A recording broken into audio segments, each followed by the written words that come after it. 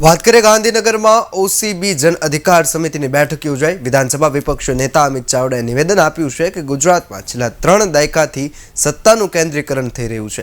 જાતિ આધારિત વસ્તી ગણતરી થવી જોઈએ। બંધારણીય અધિકારો મુજબ સંપત્તિ મળતી નથી।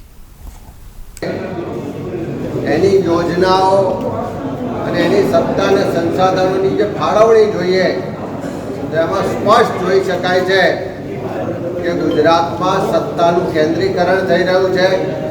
સત્તા અને સંપત્તિ મુઠ્ઠીબંધ લોકોના હાથમાં જઈ રહી છે।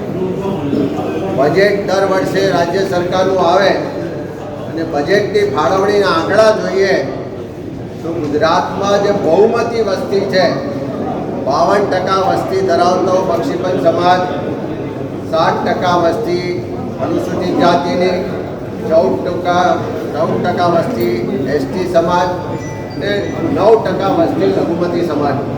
આ 82% સમુદાયને બજેટની ફાળવણીમાં સતત અન્યાય થાય છે। એને એના વસ્તીના પ્રમાણમાં બજેટ નથી મળતું। એના વિસ્તારોમાં યોજનાઓ અને વિકાસથી વંચિત રાખવામાં આવે છે। સત્તા અને સંપત્તિની ફાળવણીમાં દરેક જગ્યાએ ભેદભાવનો સામનો કરવો પડે છે।